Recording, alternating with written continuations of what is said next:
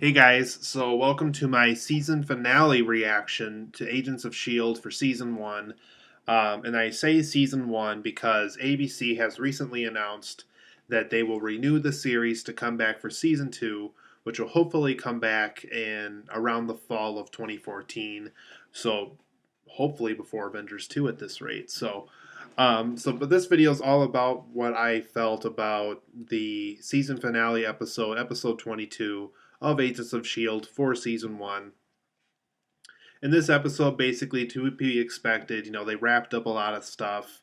They added closure to kind of these Hydra agents that we've been following around throughout these past few episodes, specifically after Captain America 2 was released. Be forewarned too, there's going to be a few little minor spoilers in this video here for my reaction, so just a little heads up there. But I'll try to keep that to a minimum because what I'm going to do after this video here, I'm going to give you a season one thought video about the entire season one of the show, and that one will be a spoiler filled discussion. So that's why I kind of want to keep this one as spoiler free as I can. But be forewarned, there might be a few minor spoilers as the spoiler filled discussion will be in my season one thoughts video coming shortly after this one. But in this episode, like I said, there were some Hydra agents that we've been following around in previous episodes.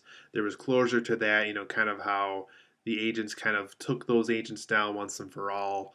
And there was also closure to what happened to Vincent Simmons in the previous episodes. Like I said, a few little minor spoilers. We kind of figure out how potentially at least one of them could come back for another season, as they kind of left the mystery open of, okay, well, this could have this. I strongly feel this way about, this person running into that problem, but the same way, it wasn't severe enough where, they can't come back for another season or things like that. So it'll be interesting to see. There's a character, like I said, I really don't know if both Fitz and Simmons will come back at this rate. For sure, Simmons. I don't know about Fitz at this rate.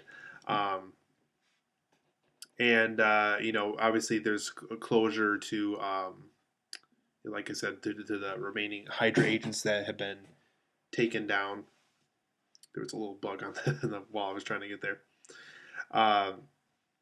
So for positives and negatives of this episode, oh, and by the way, also there was a guest appearance by Nick Fury once again, and I'll try to keep that broad as I can right there, just because once again I really want people to watch this final episode. So Nick Fury, Samuel L. Jackson does have a cameo appearance in this episode.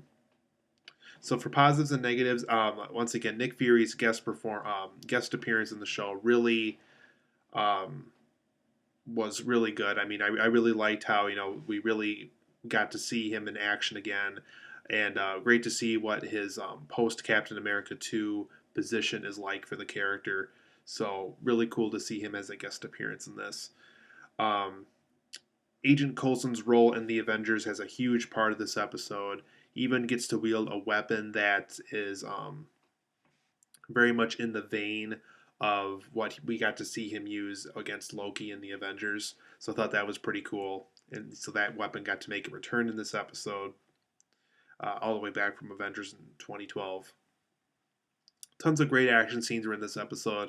I can honestly say this is probably the first Agents of S.H.I.E.L.D. episode that happened in a long time where we definitely got enough action scenes within the episode, because there was a lot of episodes, if you watch my other reaction videos, where I said, there wasn't enough action scenes, This episode had tons of action scenes, so really, really cool. I really liked how Marvel gave us these really great action scenes in a large quantity for this episode, so it definitely delivered in that aspect.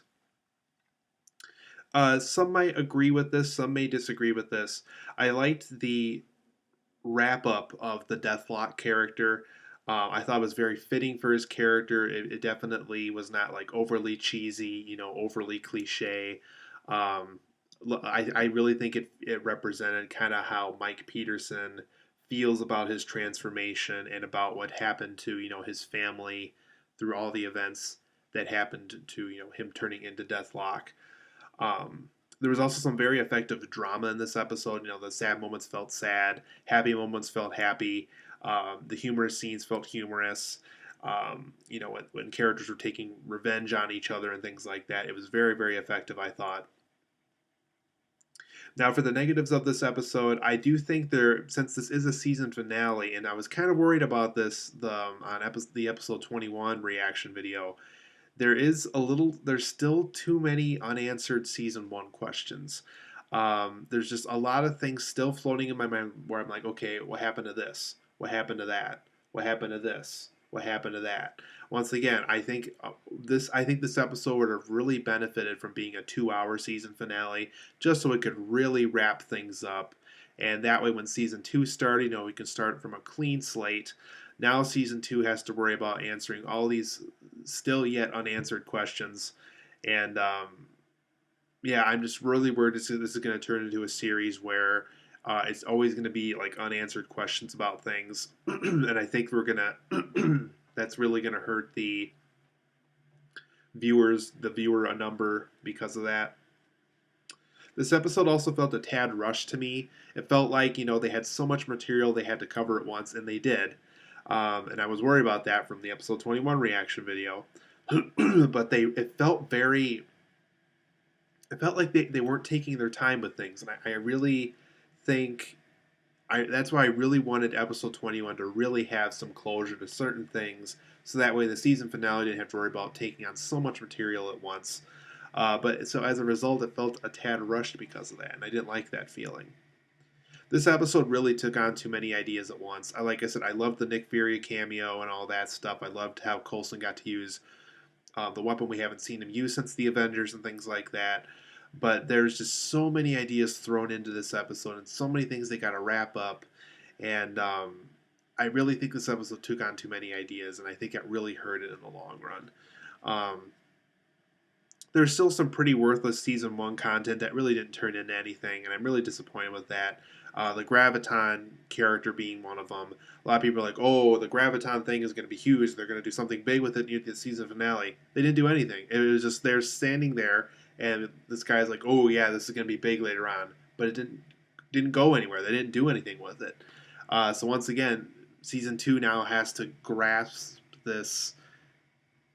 You know, they got to deal with Graviton now. I mean, there's so many things going into season two now. It's like, okay, well, they got to deal with that. They got to deal with that. They got to deal with that still. And it's just like they kind of ruin the point of a season finale for season one. So overall, I am happy, but like I said, there's just so many unanswered loose ends that I was really hoping to get by the time season one was done with. And I don't know what happened to ABC's plan of a 23 episode season. I know originally that the show was going to run 23 episodes for season one. Don't know what happened to that extra episode. Once again, I think it could have benefited from an extra episode or from a 2-hour season finale. That's just me. Who knows? It could have been a budget choice. I am pretty happy. Like I said, there's a few things that like I said, there's just one too many loose ends I would have preferred, but I will get into more detail here in my season one thoughts video, which will arrive shortly after this video, so stay tuned for that.